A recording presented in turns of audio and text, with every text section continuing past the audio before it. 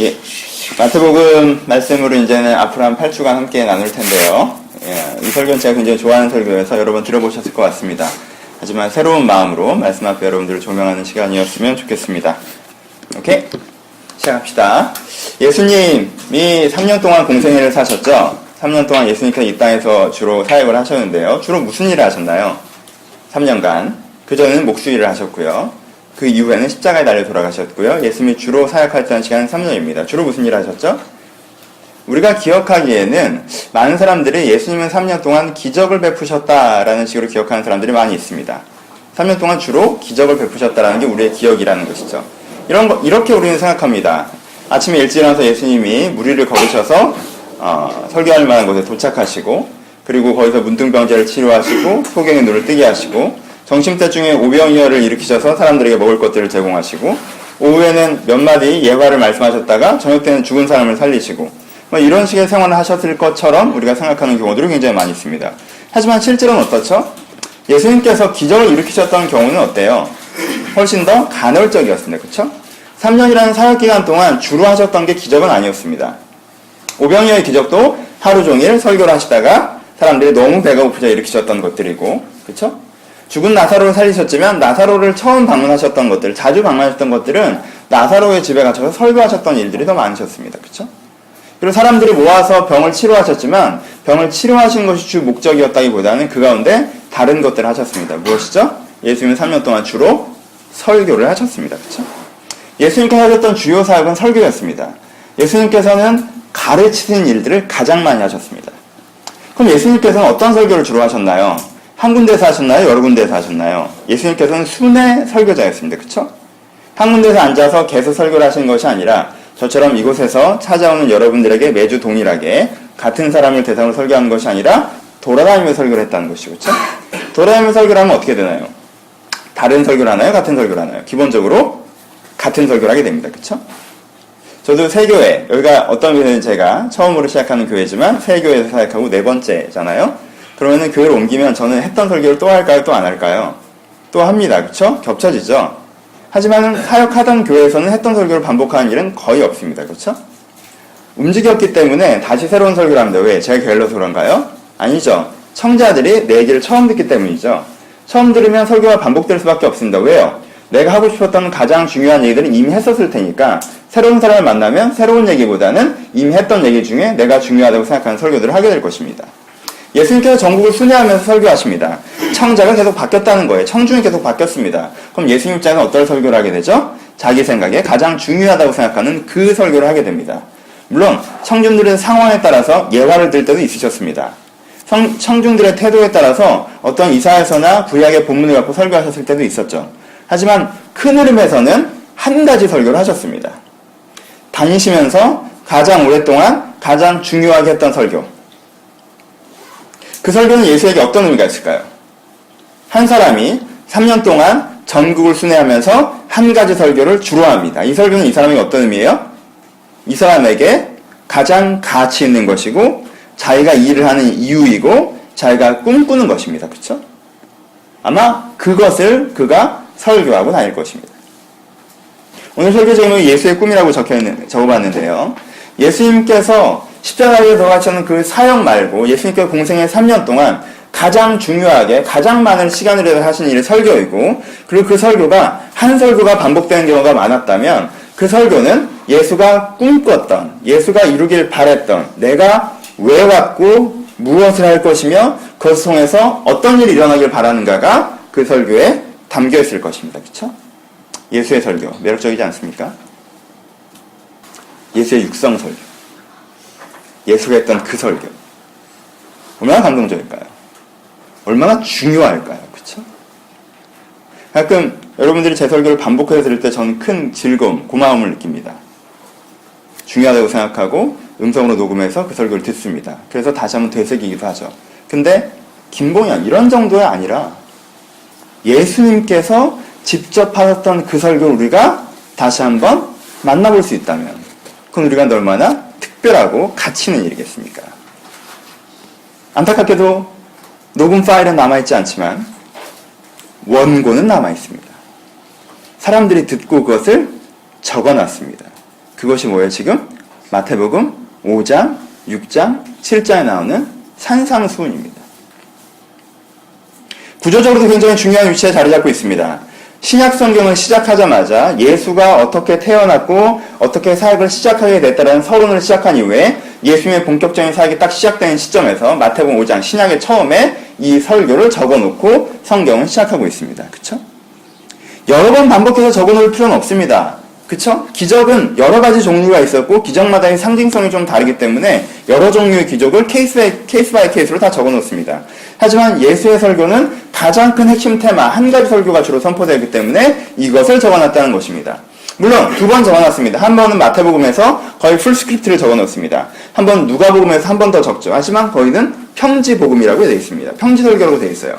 이유는 이미 아시겠죠? 예수님께서 돌아다니면서 설교를 하셨는데 마태는 자기가 산에서 설교할 때를 기억하고 주로 적어놓은 베드로의 본문을 가지고 이것을 적은 것이고 누가는 예수님이 평지에서 했던 설교를 가장 기억해서 그때의 설교로 적어놓은 것입니다. 그럼 문장과 액센트가 좀 달라지죠. 왜요? 저도 똑같은 설교를 해도 청중에 따라서, 반응에 따라서, 분위기에 따라서, 신앙에 따라서, 시간에 따라서 문장과 액센트는 약간 달라지잖아요. 그쵸? 두 번 적혀있지만 그래도 더 중요한 것은 풀스크립트, 가장 많이 적혀있기 때문에 이 부분이 중요합니다. 이제 이것을 몇 주 동안 설교 나갈 텐데요. 여러분들이 굉장히 기대하고 들어주셨으면 좋겠습니다. 한 가지 어려움은 그것이죠. 왜요? 오늘 1번이라고 적어놨죠. 길어요. 5, 6, 7장으로 되어 있기 때문에 이것을 설교로 소화하는 데는 8주에서 10주 정도가 걸립니다. 그래서 주로 제가 수련회 같은 데 설교를 많이 했었죠. 왜? 한 번 앉혀놓고 계속 할 수 있으니까. 이 8주의 설교가 여러분들에게 좀 끊어지기 때문에, 그쵸? 하나의 주제로 끝나는 것이 아니라 설교가 이어지는 설교를 한 설교를 8번에 나눠서 하기 때문에 여러분들이 되게 관심과 집중력이 더 필요합니다. 그렇죠? 우리가 쿨하게 이번 주는 예수님의 산상수훈이다 해서 한 8시간 해도 돼요.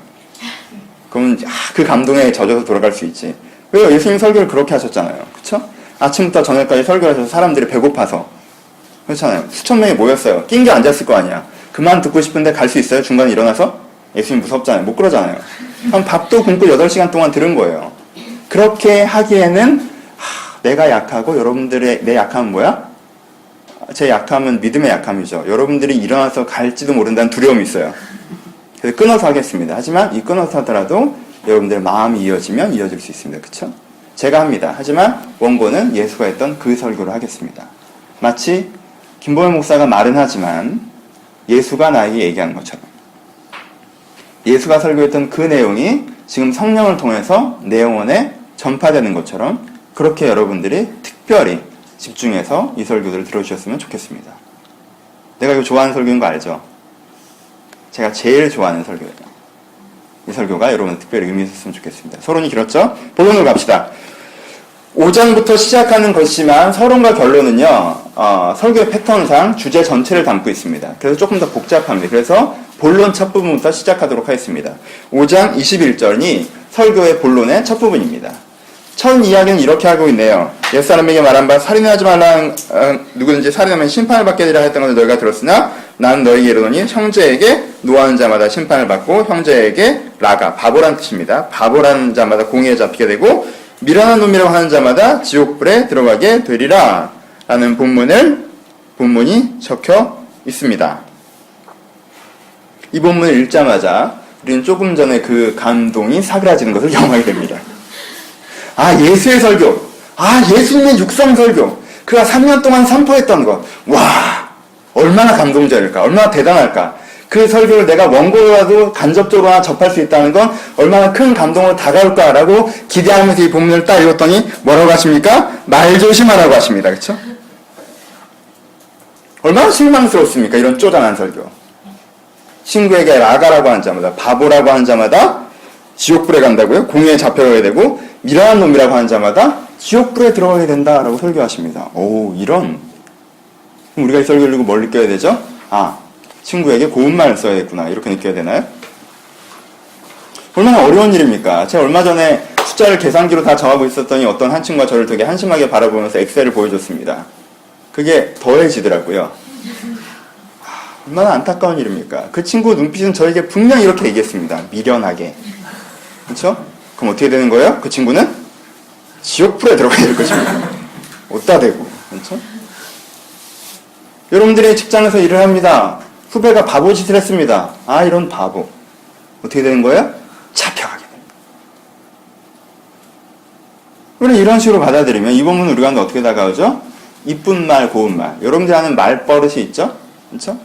약간 비속어의 추임새를 쓰는 사람들은 어떨까요? 어우, 지옥 제대로 들어요. 그런 게 아니라 우리는 이쁜 말, 고운 말을 써야 된다라고 적용하게 된다면 적용할 수 있겠지만 또 한편에서는 굉장히 큰 실망감을 경험합니다. 그렇죠? 잠언에서의 게으르지 말라는 말보다도 감동이 없습니다. 그래서 교회 다니는 사람들은 말을 이쁘게 하는 편이죠. 이쁘게 해요. 아, 너 미쳤냐? 라고 얘기할 케이스에 어떻게 얘기해요? 좀 그렇다. 뭐 이런 막연한 표현을 쓰죠. 얼마나 이뻐요. 좀 그렇다. 그렇죠? 그렇다고 뭐가 달라지나요? 네? 마음속으로는 뭐야? 저건 친구 아니야? 그러니까 이런 마음을 표현하기를 좀 그렇다. 그건 그렇게 중요한 건 아닌 것 같아요. 그럼 뭐가 중요하겠어요? 조금 더 지혜로운 사람은 내적 태도라고 생각을 합니다. 그렇죠? 아, 사람의 마음에 살인하는 행동보다 더 중요한 건 그 사람이 갖고 있는 내적 태도가 더 중요하다라고 이 본문 얘기하고 있다. 근데 내적 태도에서 뭔가 저 사람에 대해서 적대적인 마음이 있으면 이미 그것이 범죄하는 것이다 라고 식으로 이해할 수도 있습니다. 그럼 어떻게 돼요? 갑자기 이 설교가 되게 한심하게 보이다가 되게 이번에 어떻게 돼요? 되게 부담스럽죠. 또 살인 안 했지? 요 다음 주에 하겠지만 미리 얘기하면 가늠하지 말라 본문에서 더욱더 그렇게 나오죠? 가늠하는 자가 문제가 아니라 마음속으로 이미 가늠한 자는 가늠한 자다. 그렇죠? 나는 정말 그런 사진이 있는지도 모르고 인터넷 기사를 클릭했는데 갑자기 깜짝 놀란 사진이 떴어요. 와, 이쁘다라고 하는 순간 어떻게 된 거예요? 이쁘다는 의미에 여러 가지 다중적인 의미가 있죠. 순간 내 개임이 그럼 우리는 어떻게 해야 돼요? 굉장히 두꺼우고 긴 옷만 입고 다니는 자매들이 있는 곳만 가야 하며 사진도 굉장히 검증해서 봐야 되고 그렇죠? 영화도 12세 관람가를 봐야 되는 상황이다. 그렇지 않으면 우리를 눈을 뽑아야 되는 상황이 닥칠 수 있으니까. 손목을 끊어야 되고. 그렇죠? 그러니까 이런 식으로 들으면 다시 어떻게 됩니까? 훅 부담스러워지죠. 어떤 사람이 그럴 수가 있어? 어떤 사람이 그런 마음으로도 그렇지 않을 수가 있어? 라고 생각을 하게 됩니다. 그럼 예수님이 굉장히 어떻게 느껴져요? 기죽이는 것처럼 느껴집니다. 역시 이 설교의 감동이 사라지는 거죠. 기죽이는 설교. 되게 막 몰아갑니다. 니네 똑바로 살았어? 야, 이 높은 기준을 적용해볼 때 네가 똑바로 살았어? 기도했어? 몇 분 했는데? 얼마나 했는데? 주를 위해 살았어? 얼마나 주를 위해 살았는데? 네 일주일 한번 돌아보자. 네 인생을 헤쳐놓습니다. 네가 잘못 살고 있다고. 그런 다음에 어떻게 하는 거예요? 예수만 믿으면 다 해결이 돼. 이렇게 되는 거죠. 높은 기준을 적용해서 우리를 문제의 인간으로 만들어 놓은 다음에 예수만 믿으면 괜찮다고 해줄게. 라는 식으로 들린다는 거예요. 그러니까 어떻게 돼요? 약간 비열한 논리처럼 들리기도 한다는 거죠. 인간이 할 수 없는 수준을 만들어 놓은 다음에 신이니까 넌 그렇게 못하지? 그러니까 넌 문제야 라고 하는 것. 그렇죠? 난 그래서 열심히 해서 80점을 맞았는데 100점이 아니라서 나를 비난하는 것 같은 어려운 일이잖아요. 그렇죠? 그럼 여전히 이 설교의 감동이 사라집니다. 어떻게 해야 될까요? 별 매력 없는 이 설교. 우리가 어떻게 이 설교의 의미에 접근할 수 있을까요? 설교가 이렇게 매력이 없다라고 느낄 때 우리가 쉽게 쓰는 방법은요. 별로 신경 쓰지 않는 거, 무시하는 겁니다. 그렇죠? 구조적으로는 산상수훈은 굉장히 중요한 위치에 있다는 걸 알아요. 예수님의 육상 설교고 예수님께서 강조했던 하나의 설교고 구조적으로도 이 마태복음 신약성경이 시작되는 그 포인트에 있는데 대부분의 사람들은 그래서 산상수훈이 없는 듯 살아갑니다. 그렇죠? 신경 쓰지 않습니다. 가장 쉬운 방법이죠. 그렇죠? 하지만 우리가 생각해야 될 부분들은 이겁니다. 둘 중에 하나겠죠. 예수님의 설교가 진짜 별로던가, 그쵸?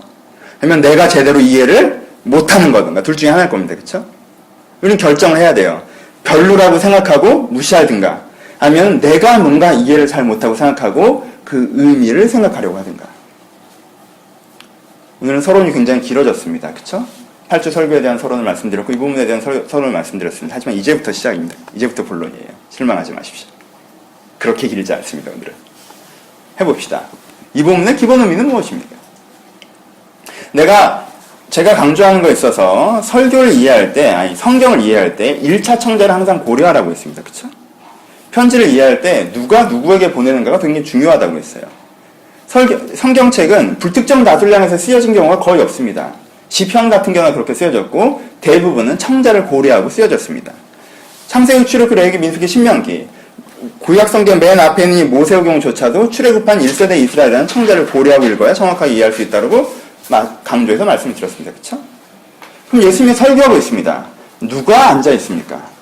우리가 그것을 봐야 됩니다. 청중이 다르기 때문에 그래요. 예수님이 설교했을 때 앉아있었던 청중은요, 여러분들이 아니었어요. 그래요. 그쵸? 여러분들이 앉혀놓고 설교하신 게 아니에요. 어떤 특정한 문제와 특정한 상황과 특정한 사고방식을 갖고 있는 사람에 대해서 설교하신 겁니다. 그들의 문제와 변화를 유도하시기 위해서 하시는 설교죠. 그쵸? 예수님이 앉아있을 때 청중들이 어떤 사람들이었어요? 유대인들이었습니다. 그쵸? 그 당시 유대인들의 특징을 누구로 표현할 수 있냐면 바리새파의 영향을 받은 유대인이라고 표현할 수 있습니다. 지금 앉아있는 사람들의 대부분은요, 바리새파의 영향을 받은 바리새파의 사고방식을 갖고 있는 유대인들이 거기 앉아있습니다. 그 사람들에게 설교하는 거예요. 그쵸? 그러니까 뭐라고 얘기해요? 옛사람의 말한 바 살인하지 말라는 걸 너희가 들었으나 뭘 염두하는 거예요? 이 사람은 구약성경에서 이해가 있는 사람을 염두하고 들어가는 겁니다. 그리고 그 구약성경에서 어떤 식의 해석을 갖고 있는 사람이라는 걸 염두하고 들어가는 겁니다. 그러니까 우리가 구약성경을 모르는 사람이라면 그냥 이방인이라면 이런 설교가 불가능한 거죠. 그렇죠? 그러니까 구약성경 알고 있고 그 구약성경에서 일정한 왜곡을 갖고 있는 사람에게 이 텍스트, 구약성경을 어떻게 해석해야 되느냐라는 접근을 하고 있는 거예요. 그렇죠? 봅시다. 그 당시 바리새인들은 어떤 사고방식을 갖고 있었죠? 바리새인들이요, 좋은 사람들이었습니다. 역사를 한번 참고해 보십시오. 역사를 보시면요, 바리새인들이 나쁜 놈들이 아니었습니다. 바리새인들이 어떤 사람이었어요? 그 구약 시대의 마지막 말라기 시대까지요, 이스라엘이 어떻게 했죠? 포로에서 돌아와서 새롭게 나라를 세웠죠. 근데 그 다음에 중간기에 400년이라는 역사가 있는데, 여러분 요 설명 한 5분 할 거예요. 저를 버리지 마세요. 예. 요 400년이라는 역사가 있는데 그 400년 동안 무슨 일이 벌어졌냐면요, 그 400년이라는 중간기, 우리가 읽기에는 막 갑자기 뭐 페르시아 같은 거 얘기하다 갑자기 딱 로마로 넘어가잖아요. 그러니까 훅 되는데 이 400년 동안 무슨 일이 있었냐면 알렉산더 제왕이라는 사람이 있었습니다. 이름은 들어보셨죠? 그렇죠? 알렉산더 제왕이 뭘 했냐면요, 이스라엘을 밀어버렸습니다. 그러니까 그 사람이 대제국을 만들 때 포로기에서 돌아와서 세웠던 이 나라가 알렉산더 제왕과 제왕 이후에 사국으로 분열되는데 그 사국으로 분열된 중에 받았던 한 그 다음 때 왕이 이스라엘을 밀어버립니다. 완전히 밀어버립니다. 그때 성전도 굉장히 회파당하고요, 완벽한 함락을 경험하게 됩니다. 그리고 다시 한번 찢어지죠. 그때 이스라엘 사람들의 마음 가운데 어떤 일이 벌어졌냐면, 우리가 이렇게 멸망당했던 게 무엇을 지키지 않았기 때문에, 주님의 말씀을 지키지 않았기 때문에 이렇게 됐다는 큰 회개, 후회가 일어납니다. 그래서 주님의 말씀을 지켜야지 하나님이 우리를 지키신다라는 그런 회복운동을 하면서 독립운동을 했던 사람들인데, 그 사람들이 바로 바리새파입니다. 좋은 사람들 아니에요? 이 사람들은 민족주의자입니다. 그렇죠? 독립운동가들이고요. 그리고 종교 지도자들입니다. 이 바리새파의 영향이 당시의 유대사회에 가장 큰 지성의 영향력을 미치고 있었습니다. 바리새파의 문제가 뭐죠? 다시 봅시다. 바리새파가 율법을 열심히 믿는 것이 굉장히 중요하다고 생각했습니다. 하나님의 말씀을 잘 지키는 게 굉장히 중요하다고 생각했습니다. 왜요? 우리가 그것을 지키지 않아서 많기 때문에 그들이 그렇게 생각했습니다. 문제 뭔지 알겠어요? 다시 가봅시다. 더 짧게 하죠. 바리새파는요, 말씀을 열심히 지키는 게 중요했습니다. 왜요? 열심히 지키지 않으면 삶이 불편해질 수 있기 때문에. 다시, 율법을 열심히 지키는 게 굉장히 중요했습니다. 왜? 열심히 지키면 하나님 우리를 잘 먹고 잘 살게 해줄 것이기 때문에. 의 사고방식입니다. 포인트가 어디 있어요? 율법이 선물이니까 의무입니까? 의무죠.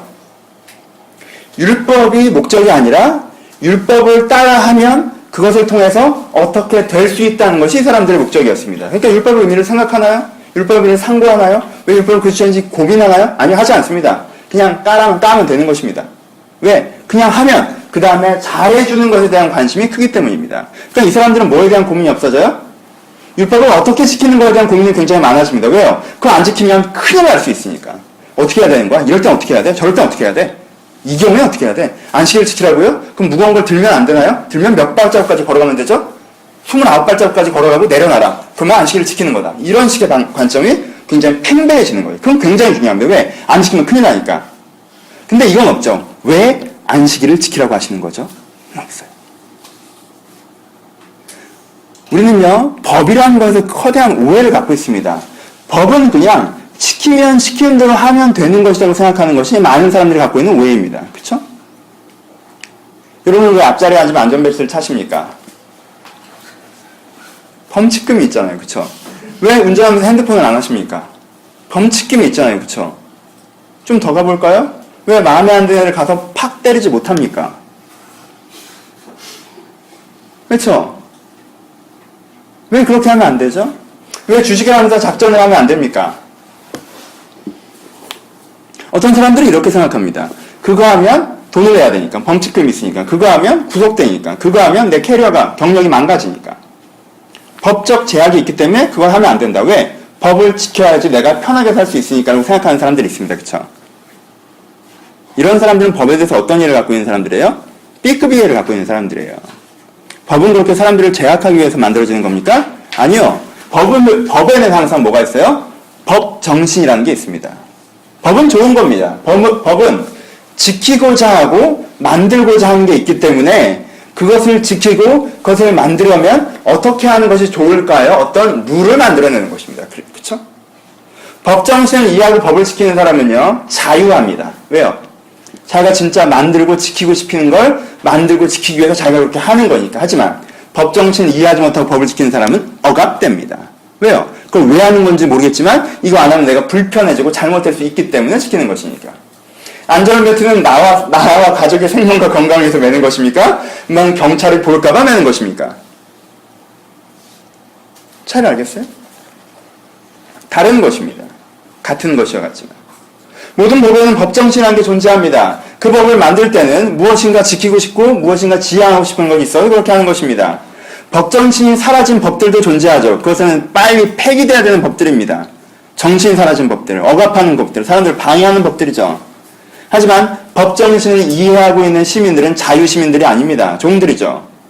법정신을 이해하는 시민정신이 있을 때만 그 사회가 사실은 건강한 사회가 되는 것입니다. 이 사회가 무엇을 추구하고 있기 때문에 그것을 위해서 우리가 그걸 지키는 것이다라고 바라봐야 되는 것이죠. 바리새인들의 문제는 무엇이라고 했습니까? 그 사람들은요, 일반적인 의미에서의 법을 지키는 사람들이었습니다. 그거 안 지키면 큰일 나. 왜 지켜야 되는데 그런 건 알 거 없어. 안 지키면 큰일 나. 그러니까 지켜야지. 더 큰 이유가 뭐가 필요해? 라는 식입니다. 살인하지 말라고 했으면 안 죽여야 되는 거야. 그럼 끝이야. 왜 살인하지 말라고 하셨는데? 아, 참 생각 많네. 말 많네. 하라면 하라는 대로 좀 해. 네가 하면 나도 혼나. 이런 식인 거죠. 하지만 예수님께서는 뭐라고 하셨어요? 거기에는 뭐가 있다는 거예요? 의미가 있다라는 거예요. 의미를 모르는 채로 흉내내는 사람들은 의미 없다는 겁니다. 그럼 살인하지 말라. 여기에 무슨 의미가 있습니까? 예수님께서는 그 한 문장에, 그리고 구약성경에 보면 오늘 이따가 십계명을 다시 한번 공부를 해볼 텐데, 구약성경에 그 한 문장이 아니라 구약성경에서 살인하지 말라고 했을 때, 하나님께서 살인하지 말라고 했을 때 그 의미라는 게 있다는 거예요. 그 의미는 뭐죠? 첫 번째, 살인이라는 건 이미 얘기했던 부분이죠. 살인이라는 건 외적 행동에 대한 제약이 아니라 내적 태도에 대한 문제를 제시하는 거라고 했어요. 그렇죠? 어떤 내적 태도가 우리를 굉장히 방해하고 우리를 불편하게 하고 우리를 망하게 하는 내적 태도라는 게 존재한다는 것입니다. 그리고 그것이 극대화되면 살인으로 표현되기도 하는 거죠. 그렇죠? 그래서 살인은 외적인 문제가 아니라 어떻게 해요? 예수님은 첫 번째 내적인 문제로 끌어들이십니다. 그럼 어떤 내적인 문제를 지금 예수님은 살인이라고 얘기하십니까?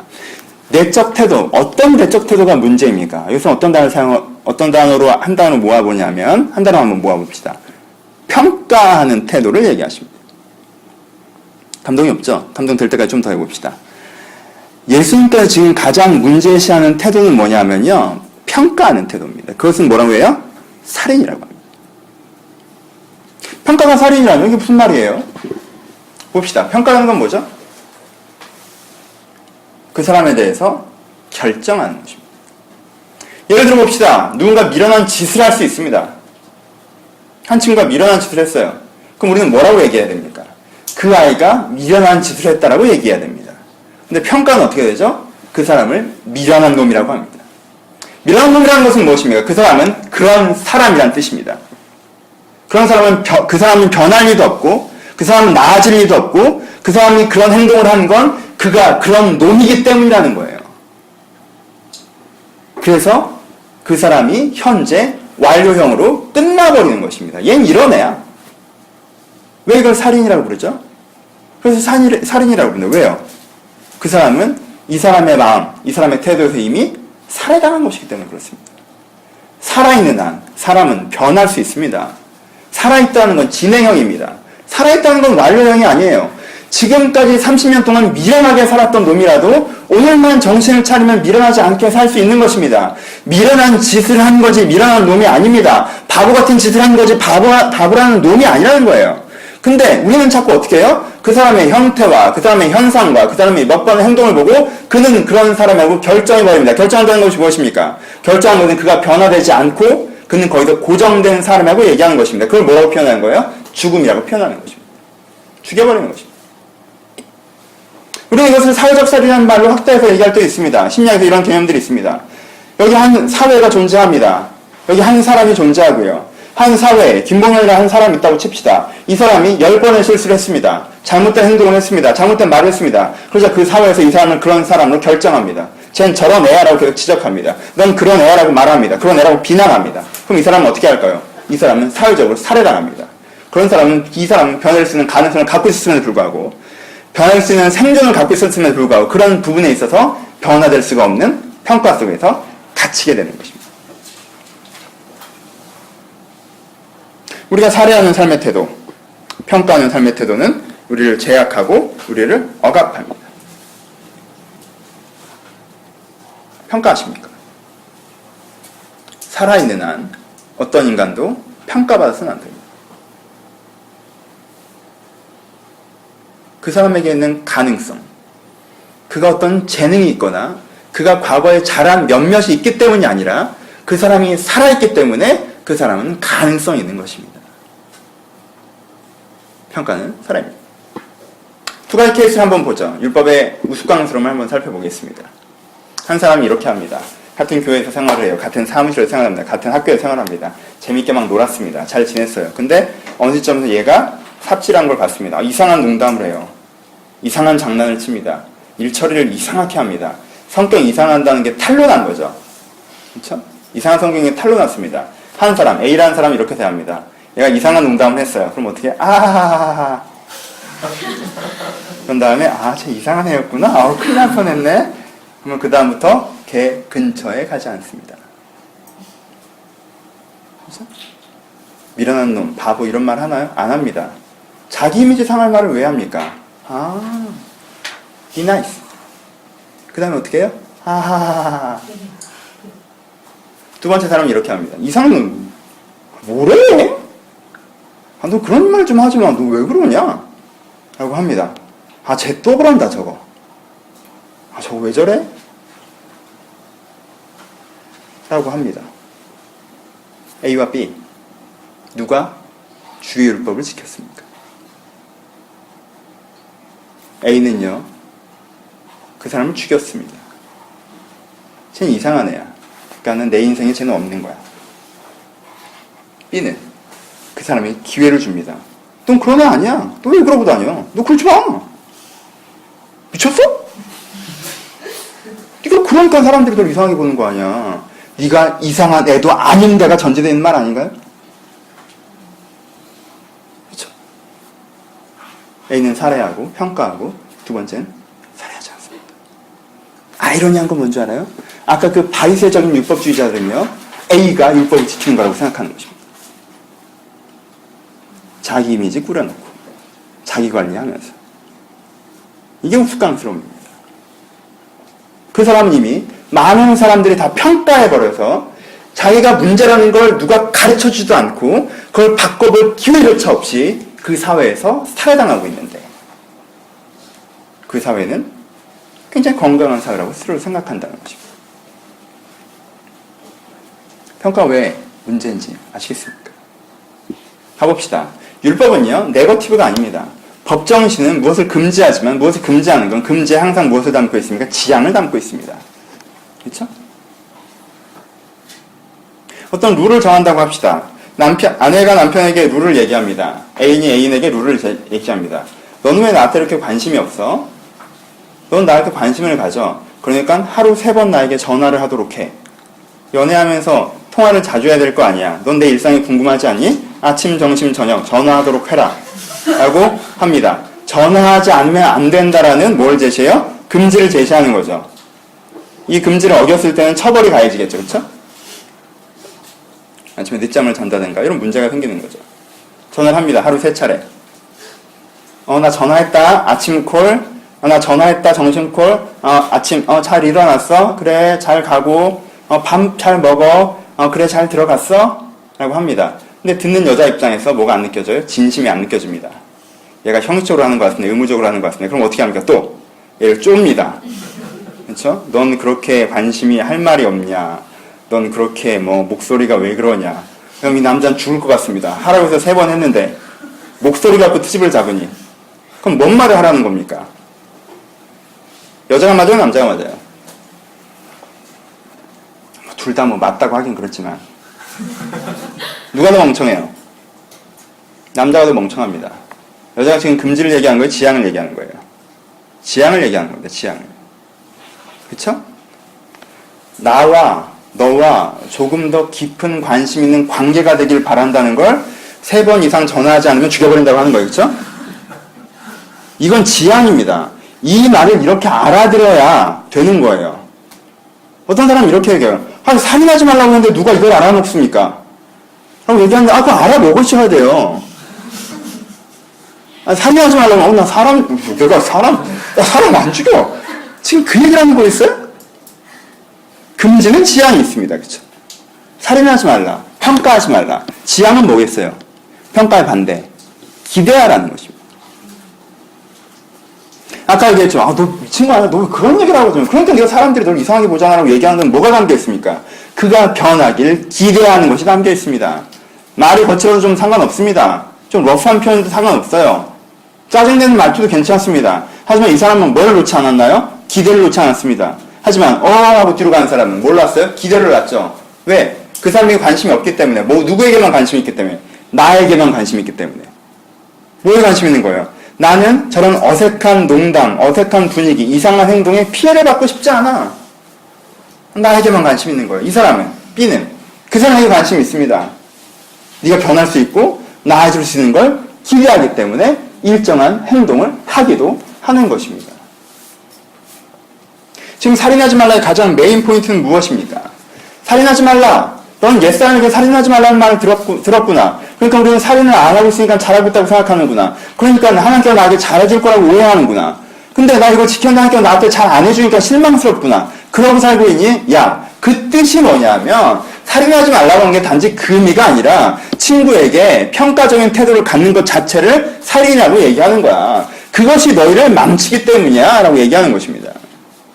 예수님께서 꿈꾸시는 사회, 예수님께서 꿈꾸셨던 예수의 꿈은 무엇이었습니까? 서로가 서로를 기대하는 곳입니다. 그렇죠? 아무도 포기되어지지 않는 곳입니다. 아무도 평가되어지지 않는 곳입니다. 서로 문제가 많을 수 있어요. 상태가 안 좋을 수도 있습니다. 지금이 한심할 수도 있어요. 하지만 그 사회는 서로가 서로를 무슨 짓을 하건 어떤 행동을 하건 어떤 위치에 있건 간에 서로가 서로를 절대 포기하지 않습니다. 그 사회에 소속된 사람의 안정감이 상상이 되십니까? 내가 한 번이라도 나를 입증해내지 못하면 평가되는 사회. 말 한마디의 실수. 내가 직장에 처음 들어가서, 학교에 처음 들어가서 한 3일 뭔가 내가 실수하면 그게 내 이미지가 되어버리고 평가가 되어버리고 내가 그런 사람이 되어버리는 사회가 아니라, 그래서 내 개인사 어떤 일일지라도 표정 하나까지 신경 쓰면서 이 사회에서 가면 쓰 살아야 되는 것이 아니라, 하지만 내 마음대로 하면 다른 사람이 다 받아준다는 뜻이 아니라 서로가 서로를 기대하기 때문에 서로 지적질하고 서로 뭐라고 하고 지지고 볶으면서 만들어가자 하는 세상. 이 예수가 꿈꾸는 세상입니다. 친구에게 라가라고 하는 자마다, 바보라고 하는 자마다 지옥불에 들어가야 된다고요? 여러분, 예수는 바리새인들을 초면에 보자마자 독사의 자식들이라고 했습니다. 자, 그 나라는 독사가 제일 이상한 짐승이었고 우리는 뭐예요? 개죠. 자식은 우리나라 말로 뭡니까? 자식도 우리말이거든요. 하지만 그 액센트에서 예수님이 독사의 자식이라는 액센트였겠어요? 새끼라는 액센트였겠어요? 초면에 바리새인들이 오자마자 야, 삐리리야라고 해버린 거예요. 그럼 예수님은 지옥불에 들어가야 돼요? 간음하면 네 눈이 범죄하면 뽑아버리라고요? 예수님의 제자들 중에요, 예수님을 따라다녔던 사람들의 창녀 출신들이 많았습니다. 그 중에 누가 눈을 뽑았습니까? 아, 창녀는 프로페셔널이라 괜찮나요? 마음으로 가늠하지 않고 그냥 노동자로 일한 거예요? 그럴 리가. 그 얘기를 하는 게 아니에요. 그게 아니야. 우리가 기대하느냐. 살인하지 말라는 건 우리가 살인하고 싶은 도전과 마음이 들 때마다 그것을 꺾고 그에 대한 기대감을 유지하느냐라는 것입니다. 왜 기대하는 게 어려운지 아십니까? 기대하는 게요. 고통스럽기 때문에. 사람이요. 놔버리면 편합니다. 그쵸? 편해요. 얘는 그런 애구나. 그냥 편합니다. 하지만 얘는 그런 애가 아니고 이런 애야 하고 이렇게 될 수 있는데 그렇게 되어 있다. 그럼 이게 불편한 거예요, 사실. 얼마나 불편합니까? 얘가 이런 애도 편합니다. 이런 애라도 편할 수 있어요. 근데 이 간극이 피곤할 수 있습니다. 그렇죠? 여러분 꼭 기억하십시오.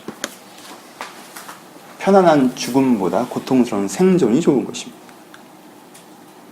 여러분들의 마음에 그를 죽여버리는 것보다 고통스럽더라도 그를 살려놓는 것이 더 의미 있는 것입니다.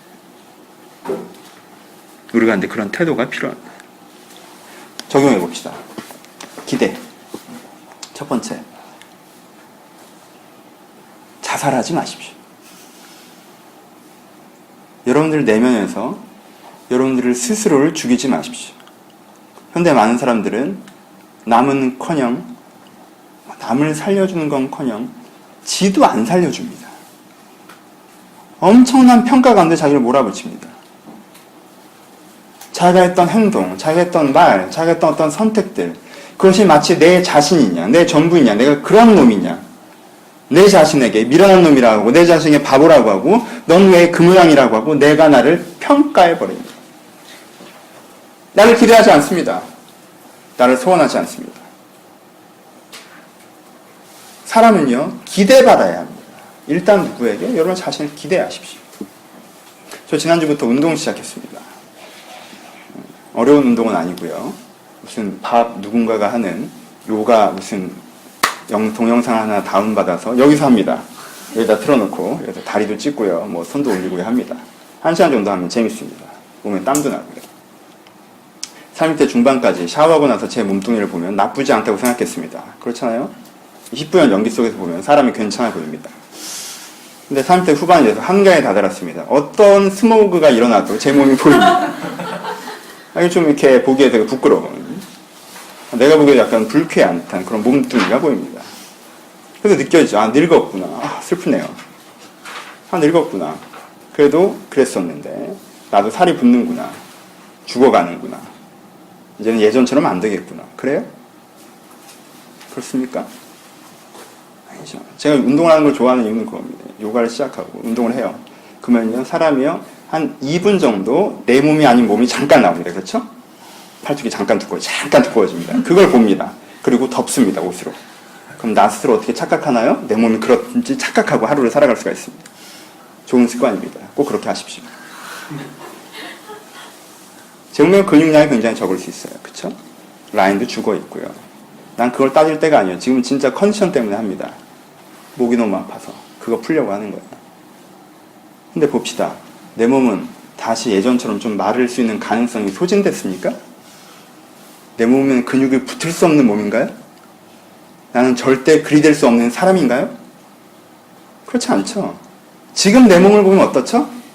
지방량이 훨씬 많을 수 있죠. 지금 내 몸을 보면 어때요? 근육량이 너무 적을 수 있죠. 지금 내 몸을 객관적인 팩트로 보면 무거운 것을 들어올릴 힘도 없고요. 보기에도 별로 좋지 않고 예전엔 좋았지만 지금은 망가진 상태일 수도 있습니다. 하지만 그렇다고 보이지 않는 가능성이 다 사라진 겁니까? 그렇지 않습니다. 물리적인 영역에서조차 여전히 나에게는 가능성이라는 게 존재합니다. 제가 열심히 하면 혹시 압니까? 몇 달 뒤에 괜찮아져 있을지. 열심히 하기만 한다면 할 수 있겠죠. 몸도 그럴진데 하물며 영혼이야. 하물며 영혼이야. 여러분들이 영혼의 방만한 식사를 하셨을 수 있습니다. 아무거나 주워 먹으셨죠? 아무 생각이나 하고 아무 영화나 보고 아무 책이나 읽고 무슨 생각이든지 그 생각을 그냥 다 주워 먹고 그럼 어떻게 돼요? 방망이 비만 덩어리가 되겠죠? 세상에 주어지는 사고방식 다 집어먹으면 뭐가 남아나겠습니까? 근육은 사라지고 운동을 하지 않고 주의 말씀 듣지 않고 바른 생각하지 않고 이상한 생각들을 치여 있으면 내 안에 그냥 지방덩어리들이 되어 나가겠죠. 그래서 부풀어진 방만해진 생각들, 그리고 내 인생을 긍정적으로 끌어나갈 만한 에너지, 내 긍정적으로 만들어갈 만한 근육 한 줄기도 안 남아있는 상태가 될 수도 있겠죠. 그럴 수 있겠죠. 여러분들의 선택에 따라 그렇게 됐을 겁니다. 제대로 된 걸 먹지 않고 잘못된 것만 먹어오고 제대로 된 힘을 쓰지 않고 잘못된 힘만 써왔으니까 지금의 내 내면의 영혼의 근육의 상태가 아무런 힘도 없는 내 인생을 끌고 나가는 근육이 남아있지 않고 오히려 무겁게 나를 누르고 있는 살덩어리 같은 내 내면일 수 있습니다. 그렇다고 내가 여기서 끝났습니까? 아니요, 안 끝났습니다. 나는 살아있습니다. 오늘은 여러분들이 다시 내 내면이 건강해지기를 결정하시고 내가 다시 한번 바른 것들을 먹이며 바른 것들을 입히고 바른 것들을 향해서 움직인다면 내 내면은 다시 건강해질 수 있습니다. 아니요, 더욱 건강해질 수 있습니다. 여러분들이 평생에 한 번도 겪어보지 못한 그 상태가 될 수 있습니다. 기대하십시오. 우리를 죽이는 것은 어려운 환경이나 여러분들의 무능이 아니라 여러분 자신의 평가일 수도 있습니다. 여러분을 죽이지 마십시오. 두 번째, 다른 사람을 기대하십시오. 기대하셔야 돼요. 포인트 하나 짚고 갑시다. 두 가지. 하나는 여러분들이 오해하신 경우가 있는데 다른 사람을 기대하라고 하면 여러분들 마음 가운데 이 기대 얘기라면 대부분의 사람들이 뭐라 하면 제일 어려운 사람 먼저 생각합니다. 정말 기대 안 되는 애, 내가 여러 번 죽인 애 이미 내 마음에서 난도를 쳐서 벌써 묻어버린 애가 생각납니다. 이렇게 부활하죠, 시체처럼. 그럼 내 마음은 어떻게 돼요? 이 말씀이 부담감으로 다가옵니다. 내가 제일 싫어하는 걔를 내가 기대해야 되는구나. 나한테 상처 줬던 걔를 내가 기대해야 되는구나. 막 이런 생각들을 하세요. 나중에 하십시오. 그럼 그건 큰 오해예요. 큰 오해예요. 제가 겸손하게 생각하면 여러분들 제가 좀 솔직하게 얘기하면 우리 대부분은 어때요? 여러분들은 어때요? 주로 나도 죽이고 있는 상황이에요. 나도 죽이고 있는 상황에서 내 가장 반대편에는 원수를 먼저 살리기는 힘든 겁니다. 그쵸? 그건 나중에 하세요. 그걸 먼저 생각하십시오. 그러지 마세요. 누군가를 기대하라고 할 때 제일 힘든 사람부터 시작하지 마십시오. 여러분들은요, 그렇게 고급 코스가 아니에요. 제일 쉬운 사람부터 생각하십시오. 여러분들이 좋아하는 사람, 여러분들이 계속 긍정적으로 평가했던 사람, 이 사람부터 시작하셔야 됩니다. 여러분들 이걸 느끼셔야죠. 내가 그를 좋아했던 이유가 내가 그를 긍정적으로 평가했기 때문이었다는 걸 느끼셨으면 좋겠습니다. 거기서부터 시작하십시오. 긍정적으로 평가했기 때문에 그를 좋아했다면 그 평가가 바뀔 만한 몇몇의 실수를 그가 했을 때 여러분 혹시 그를 놔버리진 않으십니까? 얘 괜찮은 줄 알았더니 아우 아니네. 그것부터 바꾸십시오. 여러분을 가까이 있는 사람부터 기대하십시오. 가족 여러분 정말이에요? 가족 좋으십니까? 친하세요? 그런 사람도 있습니다. 가까운 사람인 경우도 있죠. 가장 나중에 해야 될 경우도 있습니다. 왜요? 너무 많이 봤거든요. 너무 많이 겪었거든요. 그쵸? 이 사람이 어떤 사람인지 30년을 봐왔습니다. 근데 이 사람이 다른 사람이 될 수 있다고 기대하는 게 쉬울까요? 아니면 얘를 3번 봤는데 얘가 다른 사람이 될 수 있다고 기대하는 게 쉬울까요? 가족에 대해서 기대할 만큼 갖는 거 고급 클래스입니다. 고급반이에요. 천천히 하십시오. 괜찮습니다. 좀 나중에 하셔도 됩니다. 여러분들은 기대를 하라고 하면 원수랑 가족 먼저 하려고 하니까 안 되는 거예요, 이게. 첫 번째, 나와 여러분들이 그래도 이웃이라고 생각하는 사람들부터 시작하십시오. 그들을 기대하십시오. 여러분들 친한 직장 동료들, 여러분들의 친구들, 여러분들의 애인, 여러분들의 교우 중에 여러분들이 좋게 생각하고 있는 그들에게 먼저 기대하는 마음을 가지십시오. 이거에 대한 도전을 하세요. 내가 그를 좋아했던 것이 그를 긍정적으로 평가했기 때문은 아니었나. 그가 건강하고 괜찮고 아름다운 사람 될 수 있는 가능성이 있다는 것을 그가 살았기 때문에 그렇게 될 수 있다는 걸 내가 믿고 신뢰합니다. 그것부터 시작하시고 사람들을 기대하십시오. 여러분 주변에 있는 사람들. 그럼 얼마나 괜찮을까요? 내가 나를 기대하고 내가 이들을 기대하며 이들도 나를 기대한다며. 지금의 내 성격에 문제가 있고 지금 내 사회적 위치가 초라하고 지금 내 영성이 초라하다 하더라도 그 서로가 서로를 기대하는 그 모임, 그 세상은 이미 얼마나 아름답겠습니까? 서로가 서로를 냉정한 율법으로 평가할 때 서로가 그것을 다 잘 지키고 있기 때문에 나는 100가지를 다 지키는 사람들을 거들먹거려서 모여있는 100명이기보다 한두 개도 제대로 지키지 못한 이들이 그래도 우리가 변화되어져 간다고 생각하고 기대하는 그들이 훨씬 더 천국에 가깝습니다. 거기가 예수가 꿈꾸는 세상. 예수는 이런 세상을 만들기 위해 죽어가신 겁니다. 이런 세상을 꿈꾸기 때문에 일하신 것입니다. 이런 세상이 되리라 확신하여 헌신하신 것입니다. 우리가 나를 기대하고 주변을 기대할 때 그런 세상이 되어져 갈 수 있다는 것입니다. 한 가지 더, 제일 중요한 얘기라고 결론으로 갑시다. 우리는 이런 얘기를 들을 때 참 감동적이나 그닥 감동적이지 않을 때가 있습니다. 왜? 참 좋은 얘기나 되겠나? 라는 생각이 들면 그럽니다. 되겠나라는 생각이 들면요, 곧장 이 아름다워 보이던 얘기가 부담스럽게 다가옵니다. 와, 차라리 살인하지 마는 게 편하겠다. 그치? 여러분들 남 죽일 예정 없잖아요. 평생. 차라리 친구에게 바보라고 하지 않는 게 편하겠다. 그치? 우리는 좋은 거 있잖아. 그렇다 좀. 이거 있잖아. 그게 편하겠다. 이게 훨씬 더 어렵죠? 훨씬 더 어려워 보이죠? 어우, 기대해야 돼. 나를. 제일 힘들지?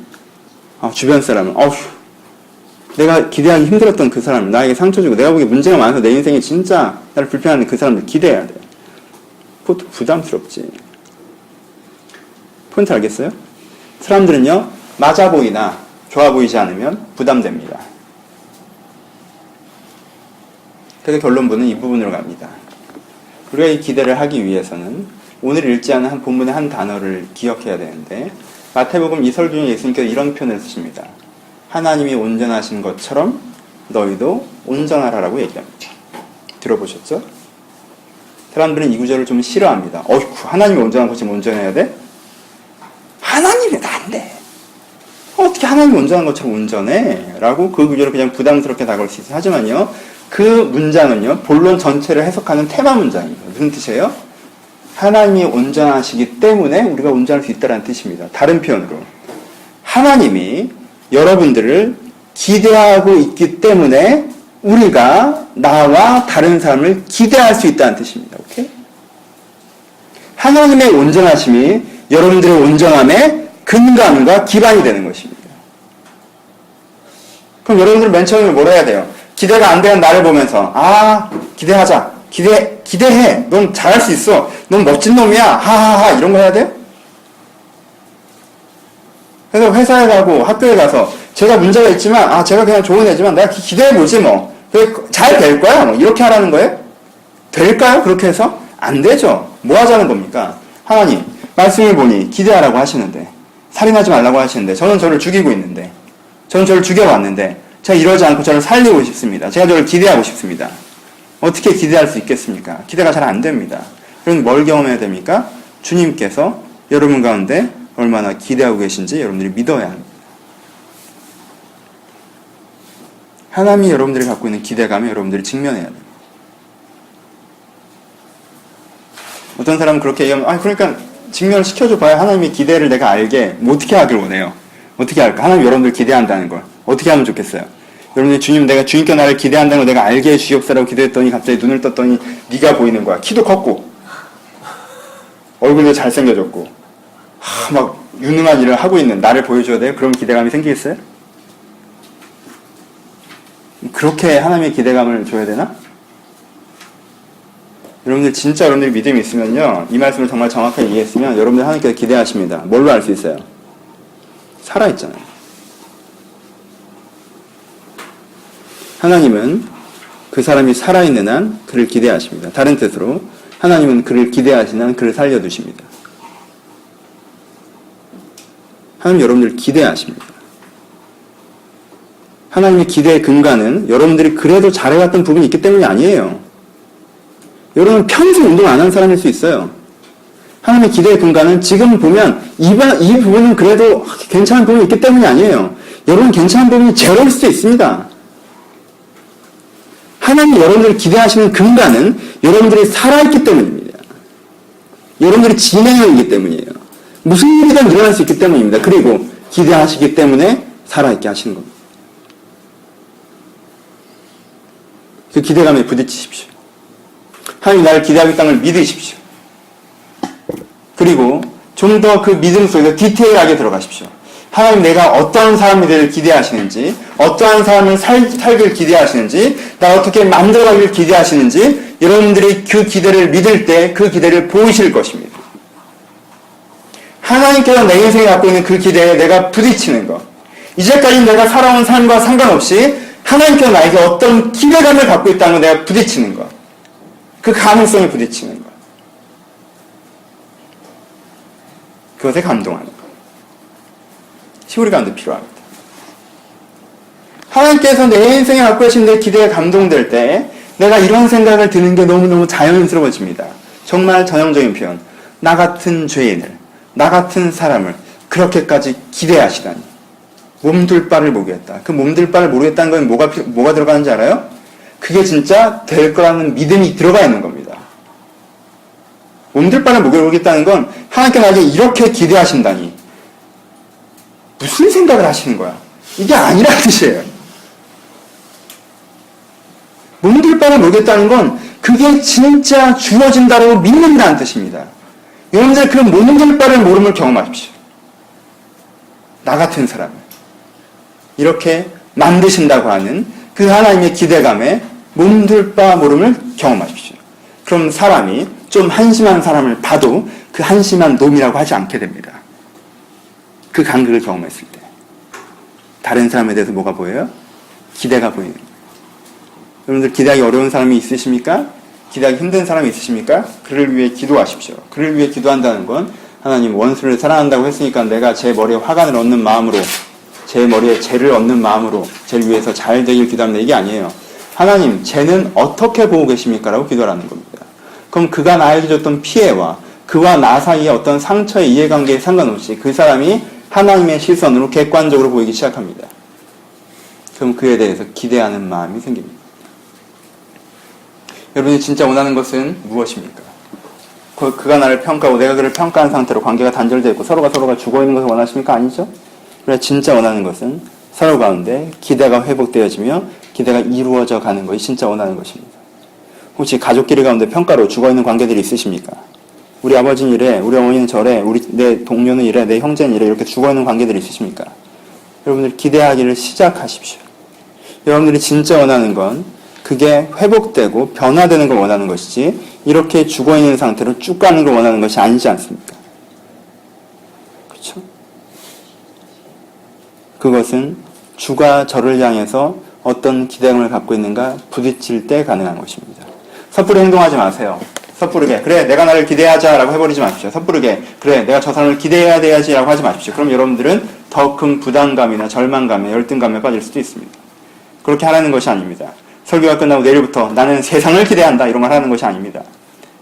여러분들 기대가 없음을 보시고 여러분들 스스로를 죽이고 세상을 죽이고 있었던 것을 목도하시고 대신 살리기를 시작하라는 것입니다. 이렇게 오래 살리면 살아날 것입니다. 그것이 우리 가운데 필요합니다. 돌아봅시다. 결론. 사랑하는 여러분, 이 교회가 좋으십니까? 다니시는 분들? 이 교회가 좋으시죠? 좋으실 거예요. 왜? 이 교회가 괜찮은 교회여서? 이 교회가 멀쩡해서? 이름이나 외우고 그런 얘기들 하세요. 서로 이름도 잘 모르면서. 여러분들이 이 교회가 좋다고 얘기하는 이유는요, 기대하기 때문에 그래요. 그렇죠? 기대하기 때문에. 기대는요, 되게 많은 걸 바꿉니다. 지금은 어색하고, 지금은 서먹하고, 지금 마음에 들지 않고, 지금 불편해도, 지금 내가 변화되지 않았고 우리가 아직 변화되지 않았어도 우리가 기대하기 때문에 이미 많은 것이 바뀌는 것입니다. 기대는 생명력을 불어넣습니다. 그렇죠? 기대는 그가 살아있다라고 인정하는 것입니다. 그래서 이걸 아셨으면 좋겠습니다. 여러분들의 인생에, 여러분들에게 주어진 사람 가운데, 그 죽어가는 사람 가운데, 죽어있는 사람 가운데, 내가 죽인 나와 내 주변의 사람들 가운데 여러분들이 다시 생명력을 불어넣으셨으면 좋겠습니다. 그들이 살아있다라고 인정하십시오. 그가 죽어 박자가 된 인간이 아니라, 죽어 그 인생을 평가받고 있는 상황이 아니라 그가 살아있다는 걸 인정하십시오. 나와 그들이. 우리는 살아있고 우리는 살아있기 때문에 어떻게든 될 수 있습니다. 그 기대감을 나와 우리에게 가지십시오. 그리고 어떻게 되어져 할지 하나님에게 물어보십시오. 하나님에게 나에 대한 주님의 기대가 무엇인지, 기대하신다는 건 내가 살아있는 것 자체로 알겠는데 그럼 어떤 기대를 갖고 계신지 묻고 느끼고 알아가십시오. 나와 사람들과 세상에 대해서. 이 평가 많은 세상, 한국, 특별히 평가에 강한 이 민족, 그래서 꽤 잘 해왔고 잘해가고 있음에도 불구하고 제가 살아있는 동안 지성 있는 상태에서 항상 위기론이었던 이 사회, 위기론을 좀 떨치셨으면 좋겠습니다. 여러분들 개인사회도 이 사회 사람은 얼마나 많은 위기론을 겪으셨습니까? 중학교 때부터 여러분 인생이 망할지 모르는 그 협박과 공갈 속에 중학교, 고등학교, 대학교, 취업, 결혼도 아름답게 얘기하는 것처럼 결혼 잘못하면 인생이 얼마나 망가지는 줄로 사람의 결혼을 동기부여하는 세상. 이 평가의 세상에서 우리의 살아있음을 증명합시다. 이 나라, 이 사회, 이 사람들, 우리, 나 살아있습니다. 우리는 어떻게든 될 수 있습니다. 그리고 그것은 하나님께서 주신 기대입니다. 우리는 이것을 죽여서는 안 됩니다. 기대해야 됩니다. 살려내야 됩니다. 왜냐하면 주가 지금 우리를 기대하고 계시기 때문에 그렇습니다. 진짜 결론. 첫 번째, 신앙생활 껍데기로 하지 마십시오. 법에는 법정신이 있는 것입니다. 하나님이 예배 나오라고 하는 이유, 기도하라고 하는 이유, 여러분에게 살인하지 말라고 하는 이유, 거기에는 이유라는 것이 존재합니다. 범칙금 묵가와 안전벨트 매는 사람이 되지 마십시오. 그럼 그가 그것을 억압하는 삶으로 만들어가는 것입니다. 사회가 그를 억압하는 게 아니에요. 그가 그 자신을 억압하는 것입니다. 그러라고 한 얘기가 아니지 않습니까? 혹시라도 모를 위험 속에서 네 생명이 소중하게 지켜졌으면 좋겠다고 하는 이야기입니다. 돈을 뜯겠다는 얘기가 아니고요. 하나님께 여러분들을 괴롭히시려고 규칙을 만든 것이 아닙니다. 거기에 있는 하나님의 생각들을 보십시오. 여러분 왜 교회에 나오십니까? 왜 기도하십니까? 왜 성경 읽으려고 하십니까? 그 생각을 기억하십시오. 그 왜를 기억하십시오. 법정신, 하나님의 정신을 생각하십시오. 그 신앙생활이 되셔야 됩니다. 그 생명력을 느끼시려고 하셔야 됩니다. 다음 주 설교 간음에 대해서 할 거고 그 다음 주 설교 또 맹세하는 것들에 대해서 이어져서 몇 개씩 해나갈 것입니다. 다시 한번 읽으십시오. 읽으시면서 고민하십시오. 그저 그런 이상한 얘기들이 아니라 여기 담겨있는 정신이 무엇일지 생각하십시오. 두 번째, 진짜 살인하지 맙시다. 제발 살인하지 맙시다. 사람 죽이지 맙시다. 사람인 거 왜 죽이십니까? 여러분들 자신을 특별히 더욱더, 여러분 주변 사람들 특별히 더욱더 죽이지 마십시오. 살려주십시오. 평가하지 마십시오. 판단하지 말라는, 생각을 하지 말라는 것이 아닙니다. 미련한 짓을 한 사람한테 미련한 짓을 했다고 얘기하지 말라는 것이 아닙니다. 그럴 수도 있지라고 얘기하는 것이 아니에요. 너 왜 그렇게 그러고 있냐고 얘기해도 됩니다. 하지만 그는 그런 사람이 아닙니다. 나도 마찬가지고. 세 번째, 주의 기대를 기도 가운데 깊이 경험하십시오. 그것만이 우리를 자유하게 합니다. 그것 없이 이제까지 했던 설교를 그저 이해한다면 여러분들은 또 하나의 부담감을 질 뿐입니다. 그러실 필요 없습니다. 주의 기대감을 깊이 경험하십시오. 내가 한심해 보일 때마다, 내가 나를 평가하고 싶을 때마다 그때 무릎 꿇으십시오. 그리고 주의 기대감을, 평가하지 않는 하나님을 깊이 경험하십시오. 여러분들을 살리는 것을 우리가 볼 수 있을 것입니다. 지금 이 순간 기도하는 시간이 그렇게 주님과 함께 살아나는 시간이기를 바랍니다. 같이 기도하시겠습니다.